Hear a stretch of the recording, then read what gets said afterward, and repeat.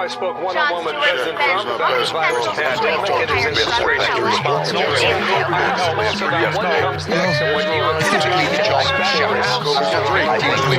the proper way to describe threats like cargo. Excuse me.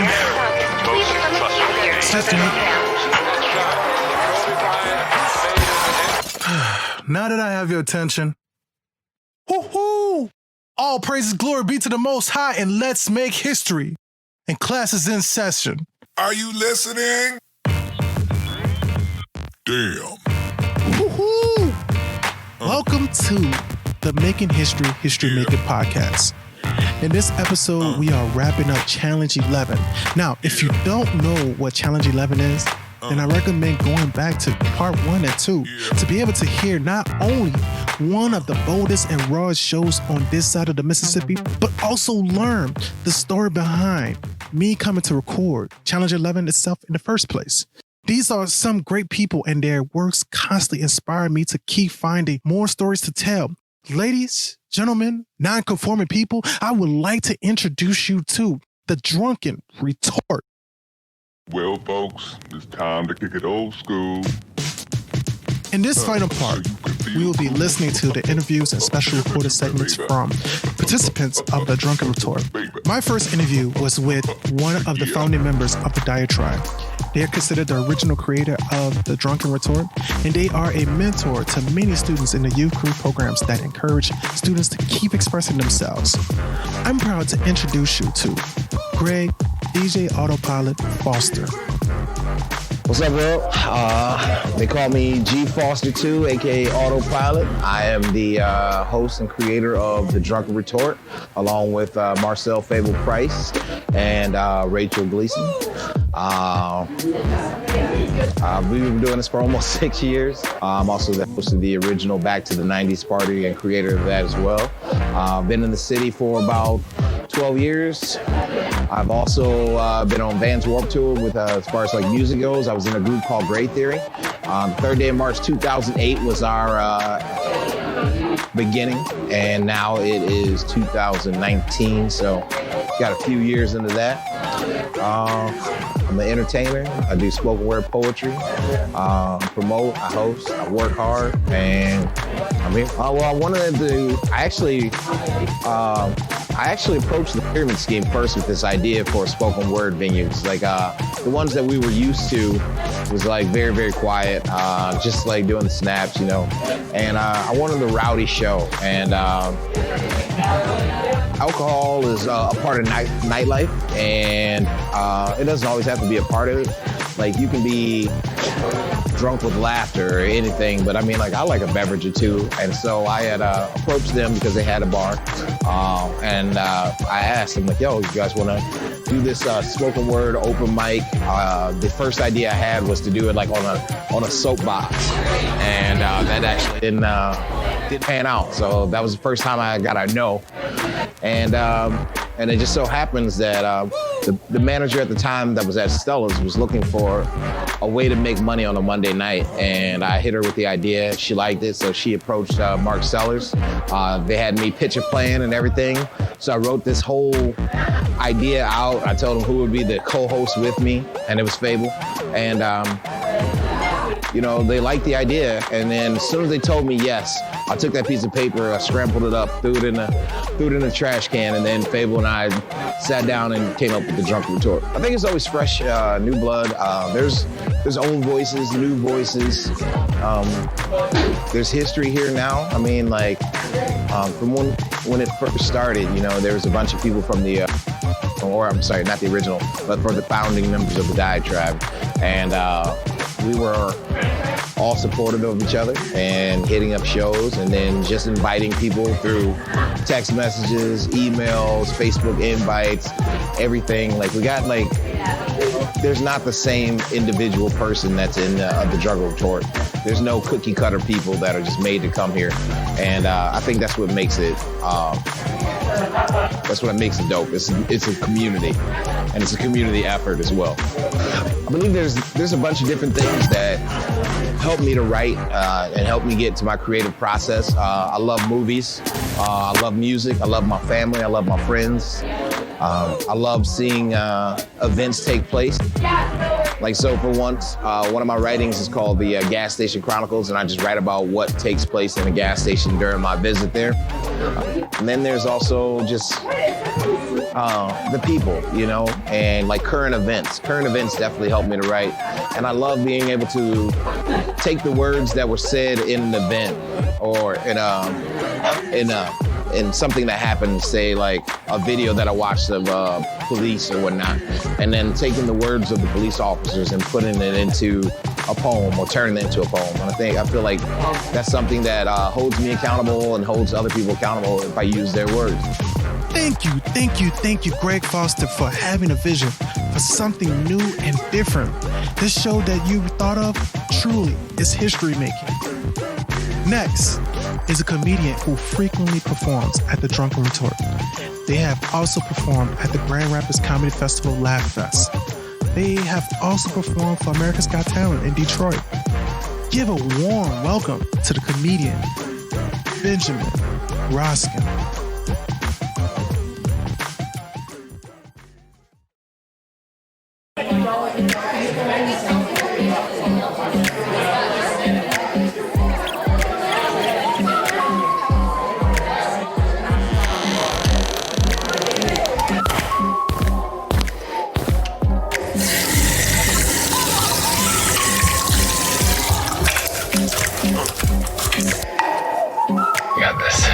So I'm at the mall last week. I'm at the mall. My buddy's I'm at home, I guess. Oh, no. Well, because no, he called me. G called me. So last week, I'm at home. It's my day off. My buddy calls me up. He's like, hey, man, I'm at the mall. Come keep me company. I'm like, all right, I'll join you for a quick bite to eat, but I'm not going to shop, okay? I told him I hate the mall. The mall sucks, all right? I do not understand why you people think this is a thing. I want to go back in time to the person who invented the mall and shoot them, okay? I'll give you a perfect example, all right?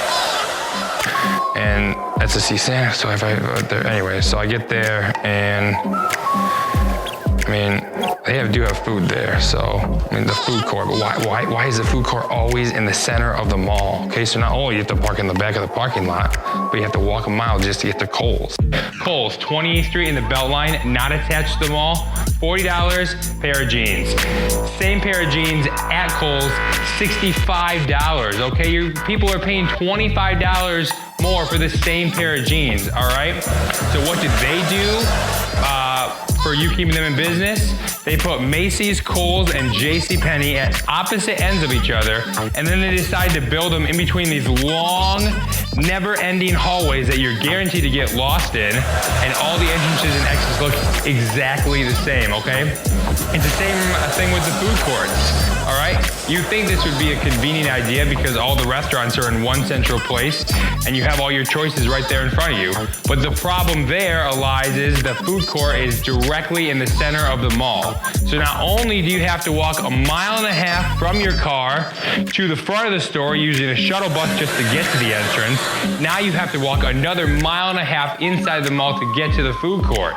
So by the time you get there, you're already so hungry and you're already so annoyed with the mall system that they know you're gonna pay whatever they tell you to pay, all right? All right? And I mean, I got the same pair of jeans I get at Kohl's for $40. That's good, I can use that bit. Taco Bell, Nachos Bel Grande, anywhere else beside the mall, $3.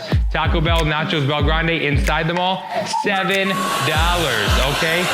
People, they're selling BS, I'm not buying it, all right? That's good. That's good. I could do that, yeah. I gotta think about the kiosk cuts though. They piss me off, man. I mean, whoever buys things from those things? I mean, why are they even a thing? They're always closed. Also, what is the deal with the kiosk cuts, okay? I do not understand why these things were invented, all right? First of all, they're never open, and when they're due open, they're either open early in the morning where no one's at the mall yet, or late at night where everybody's gone home, okay?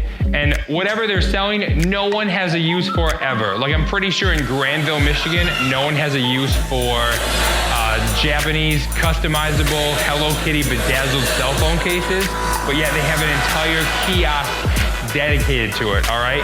And it's always the same girl who works there, right? It's always that like 17-year-old who's going through her like troubled youth phase, who just doesn't want to be there, who just keeps to herself, right? She doesn't know anything about the kiosk cut. She doesn't want to know anything about the kiosk cut, okay? She doesn't know when the next shipment of cell phone cases are coming in. She doesn't want to know when the next shipment of cell phone cases are coming in, okay? Good. That's good. Use that one. Actually, could use that joke. I'm getting ready to leave, and it's in a parking lot, and I'm driving by, and I see the handicap parking spaces up front like normal. But one thing that really throws me off is I look at these parking spaces with the signs that say expectant mothers or mothers with kids. That's not working. I need to put handicap parking spaces in. And I'm like, the signs are pink and they have a stork in the middle of the picture. I'm like, this isn't 1950, it's 2019, okay? Where are the parking spaces for the single dads, all right? Where are the parking spaces for people who don't have kids, all right? You know what I decide to do? I'm gonna park in that space anyways, because it's not like they're gonna be able to look at my car and say, that guy, he drives a 2004 Chevy Impala. He doesn't have kids, all right? I do not understand it. Also, I'm teaching these young kids a lesson that just because something is assumed doesn't mean they're automatically going to get it, all right? Just because they think they have their own designated parking space doesn't mean they're automatically gonna get it, all right? Where's my parking space for being a role model to these kids, all right? Where's my parking space for not wanting to have kids, all right? Pregnancy is a condition, people, not an excuse, all right? I've only been to a mall a handful of times, and it's because I was dragged there as a little kid to see Santa Claus. Otherwise, voluntarily, I have never stepped foot inside the mall because once again, I hate the mall and the mall sucks. My name is Ben Roskam. Thank you, everybody. You've been great. Everyone give it up for Ben Roskam! Yeah!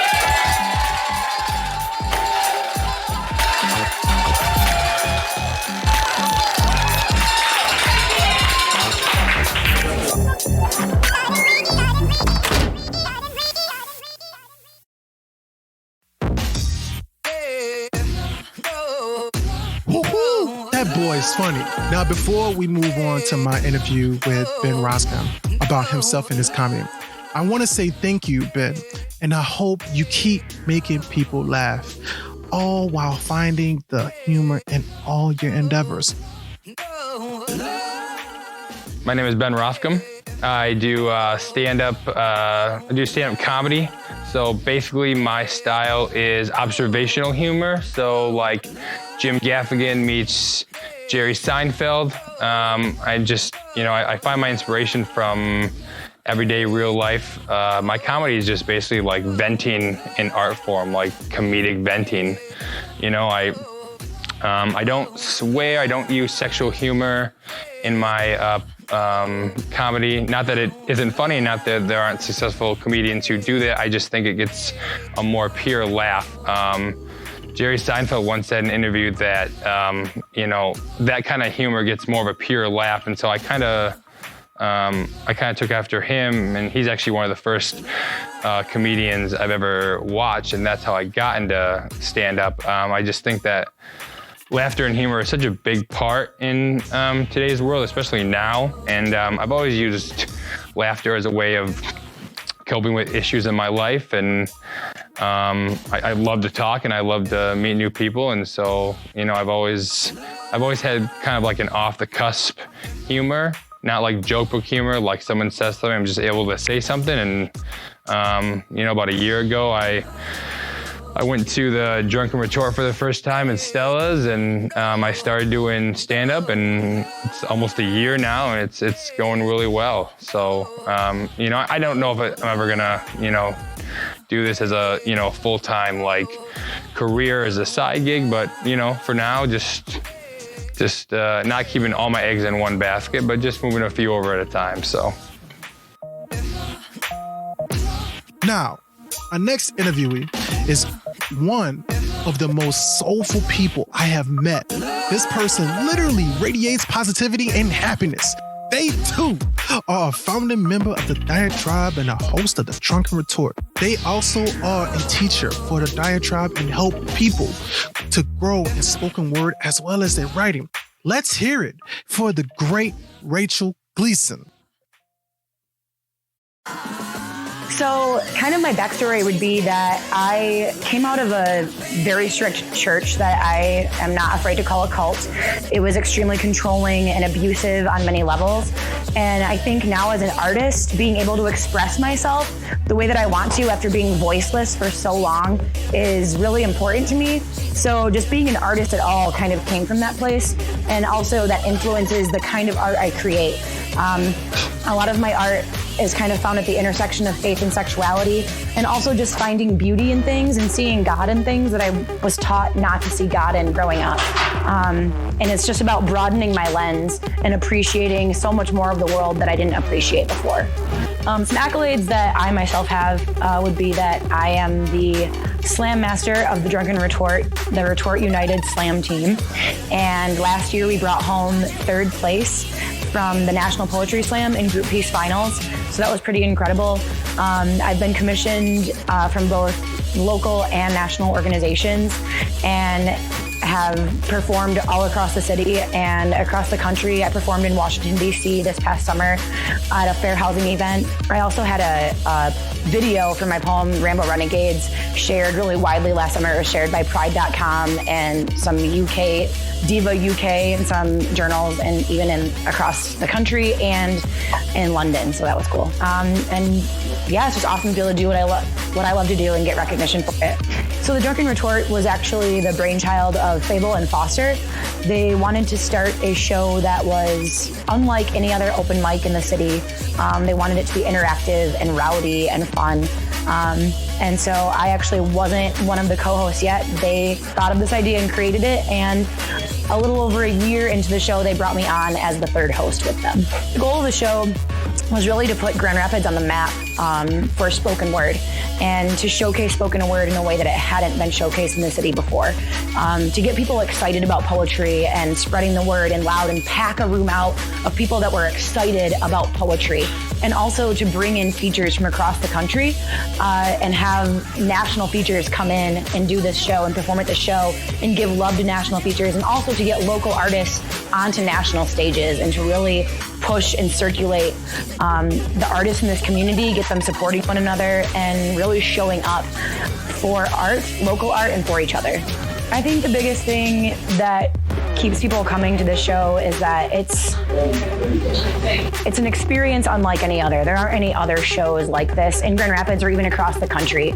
Even the features that come in that have performed across the U.S. have never been to shows like this. They've never seen crowds this excited, rooms this full for poetry and supporting poetry, whether it's local artists or national features. The Drunken Retort is a super fun show. It's just very entertaining, very exciting to be a part of and to witness. It's also very moving. You hear a range of, poetry that touches on many different subjects. There's also comedians, so you laugh, you cry, and really beyond all that, it's a community. There's people here that care about local art, that care about one another, that are supporting one another, and have really become a family in a lot of ways, and I think that's unique. Thank you, Rachel, for this awesome interview about the Drunken Retort. Also, don't forget to get a shot of whiskey from Rachel Roach the next time you're at Stella's. Now, this person is a writer and a spoken word performer. They are a member of the Diatribe and have used their writing as advocacy for mental health and LGBTQ rights. They will also become the new host for the Drunken Retort. Please turn up your volumes, open your hearts, and enjoy KFG.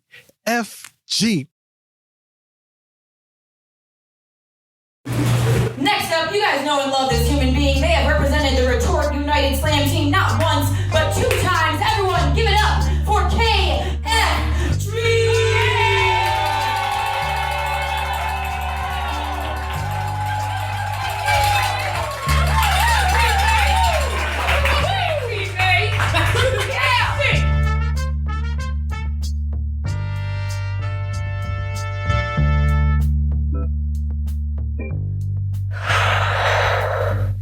Repeat after me.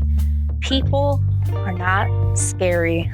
People are not scary. People are not scary. You are at a very hip gay club in Denver with muscly go-go dancers, liabilities on rollerblades, and outdoor ping pong.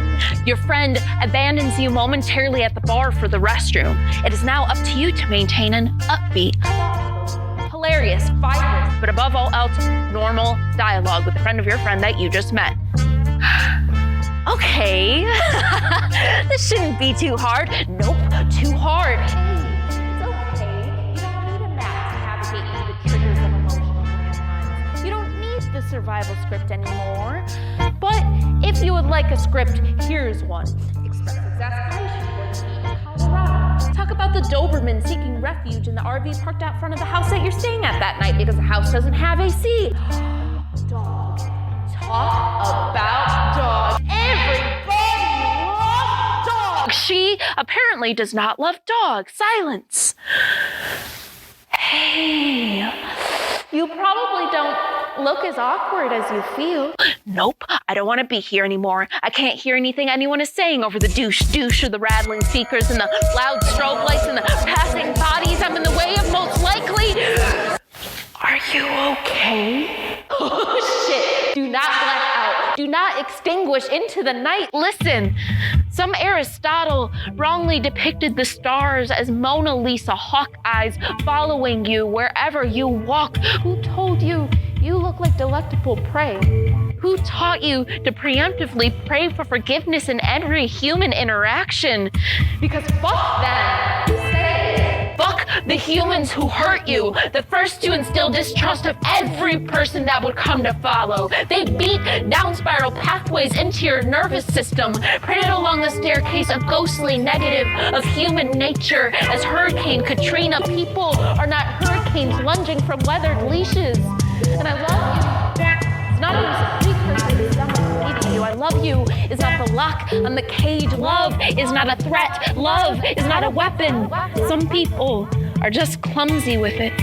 People are not scary, not evil, not monsters, but if they are, there's the exit. There is an exit this time. You are not a child living under the roof of your abuser. The past stays.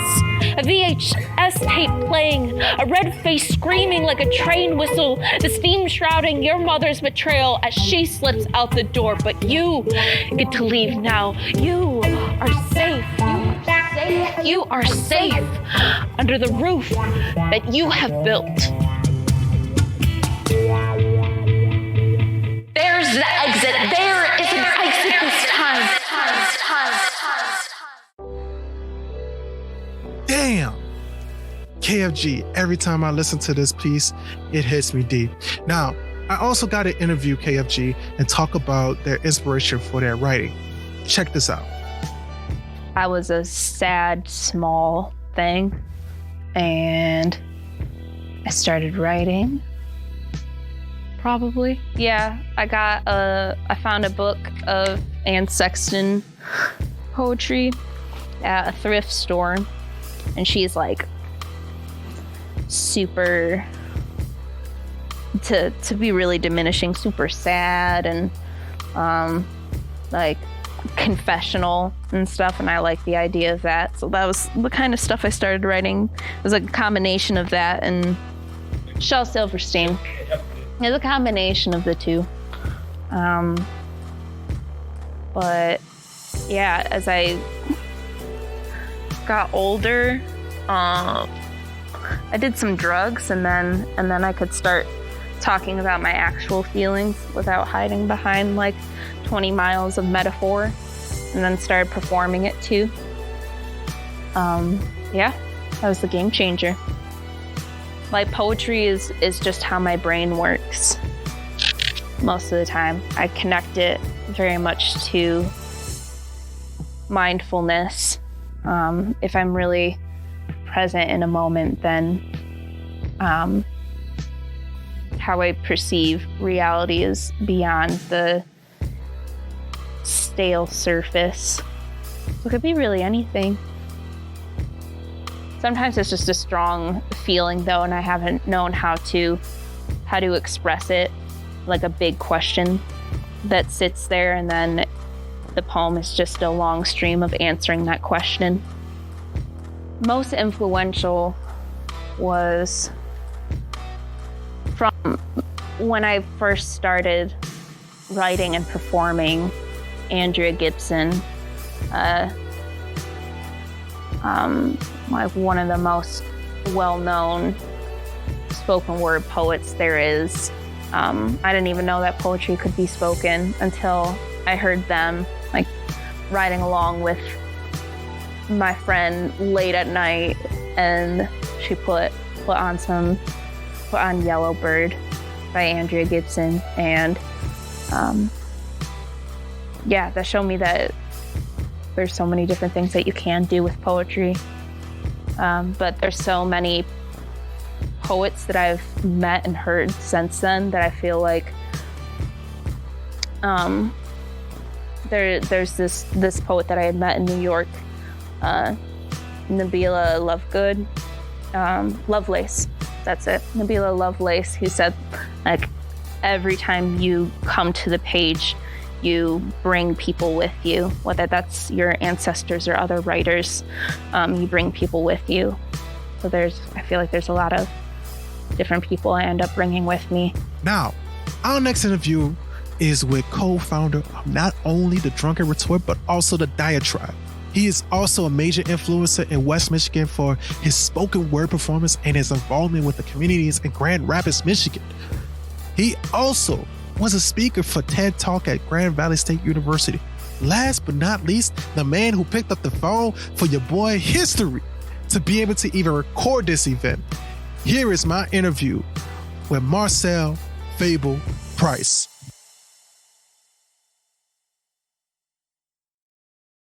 Seven, 6, 5, 4, 3, 2, 1. You'll never have the sacred stone. Oh, this you crazy mother. My name is Marcel Fable Price. I'm the Poet Laureate of the city of Grand Rapids, the first person of color to ever hold this title, as well as the youngest person in city history and the first without a college degree. I'm also the host of the Drunken Retort and executive director of a nonprofit organization, the Diatribe. My story is rooted in a pretty traumatic past. I grew up in a home rooted in domestic violence, substance abuse, in a lot of trauma. I write to keep myself grounded. I write to push myself and help myself learn and grow and constantly become the best human being that I can be, to keep learning, to keep growing, to keep evolving, and hopefully teaching other people to push themselves and do the same. So when we went to start the Drunken Retort, there was nothing of its kind in existence. We were looking to truly make a nightlife event, not just an open mic experience, not just a poetry show, but a place people could come every single Monday night. There would always be something new, something loud, something entertaining, something fun, and we wanted to basically fill that gap. There was also no place that was featuring traveling artists, poets from all across the country every single week.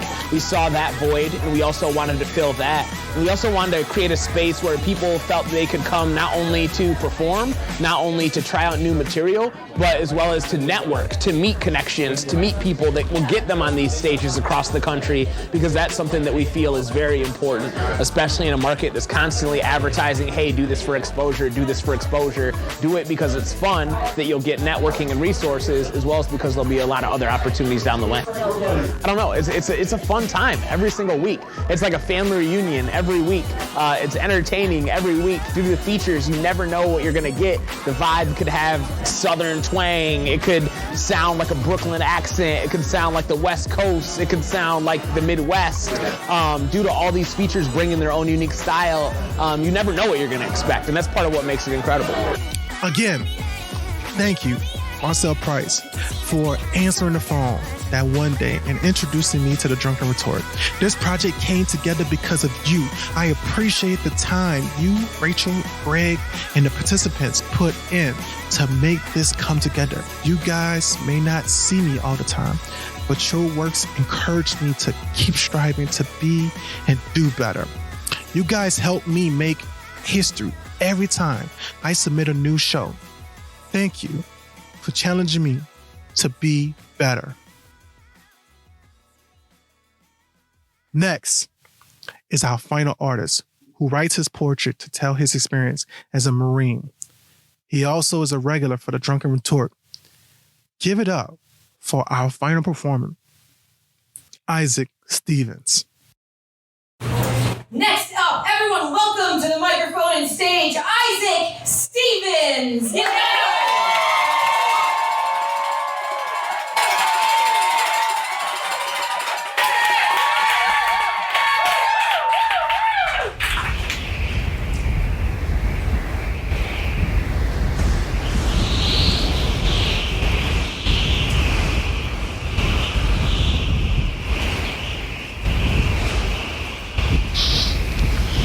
It's hot here.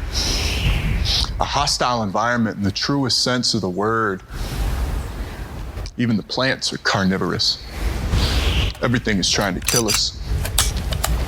The sand here is the consistency of powder. It gets into everything, my clothes, my skin, my teeth, my lungs. I clean my gun 3 times a day at least, and most days that's not even enough. And the heat. 167 is our hottest day. And not even that is enough to allay the anticipation for the oncoming fray that we need to come out of day after day after day after day after day. Time to go.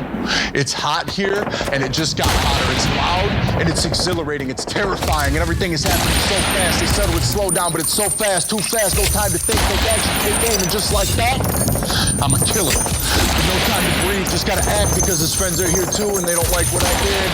Gotta move, thunder everywhere but not a cloud in the sky. We're moving through this, we're not gonna die, we're not gonna die, we're not gonna die. It's all happening so fast, too fast, no time to think, take action, take aim. We're killing, the enemy's to blame, take action, take aim.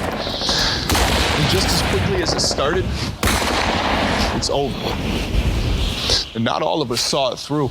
We're walking back now and no one's talking about it. We're walking back and we're smiling, laughing even, and speaking of all the things we're gonna do when we make it home. Some of the things we wanted to do. It was my friend's biggest hope to be able to mow his lawn again. That's all he wanted. Sit on his John Deere, crack open a cold beer, and smell that sweet smell of fresh cut grass. He'll go home before all of us. The sand is getting into everything. It's in my teeth, my lungs. We've been here for months now. It's in my blood now. It's eroding who I used to be. But every day is another fight. And we still need to sleep at night so we don't speak of wrong or right. Only what's necessary. Because here in the sand, it's truly a hostile environment.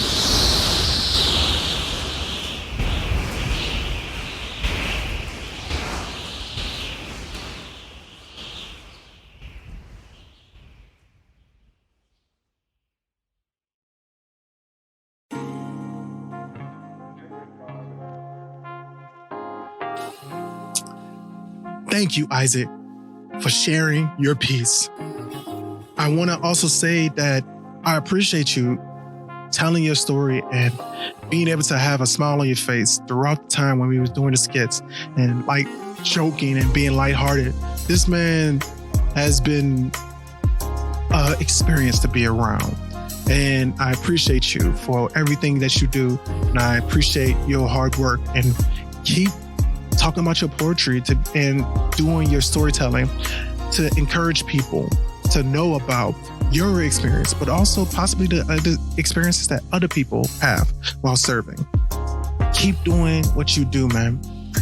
My name is Isaac Stevens. I've been writing poetry most of my life, but you know what I like to do with it? I mean, I like to take my experiences and just kind of, I don't know, put them out there, because someone out there needs to hear it, you know? Even if you got something to write, someone out there probably needs to hear it. You know, so just do that. And I've been told my stuff can be raw, and that's perfectly okay. Raw to me is pure. So if I can be going for anything, I guess it would just be truth and purity in what I'm doing. Now, don't forget, if you want to check out the diatribe or the Drunken Retort, links will be left in the show description. Again, I would like to thank my cameraman, Darius Davis, and my photographer, Eric Van Dam, who were there those nights. Also, thank you to Greg Foster and Rachel Gleason and Marcel Price for allowing me to record your show. Finally, I would like to encourage you to check out open mics like the Drunken Retort and support your local artists. That is officially it for Challenge 11, guys. It was so big, it had to be separated to a 3-part episode. I'm literally getting gray hair and pulling it all out. I am again excited to share my experience with you, my fellow historians, and can't wait till next time. Make sure you folks keep safe, keep striving for better, and making the little changes in someone else's life or yourself so that you can be on this show. Keep making history. Peace.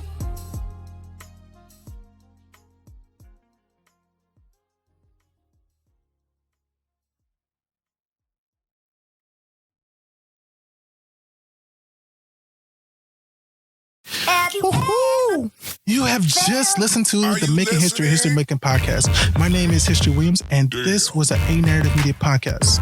I know you're wondering, what's the name of our theme song? Our theme song is named Everfelt, and it's by the great Otis McDonald. You can find some more Otis Mac's music on otismacmusic.com, or you can find them on YouTube. You can also find our podcast on Spotify and Google Play.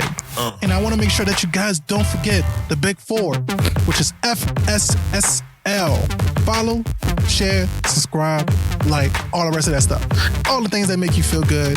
And you make sure that you get your boy, his sexy, soulful voice on your radio, on your earbuds, your headset, wherever you get your music or you listen to your podcast. Make sure that you follow, subscribe, and share, and like this boy. Don't forget the big 4 L's. 4 letters, which is the 4 SSLs. I said it wrong. I said it wrong again. I lost myself. I'm giving more time to my podcast, and I'm gone. Make sure you guys have a wonderful day. Peace.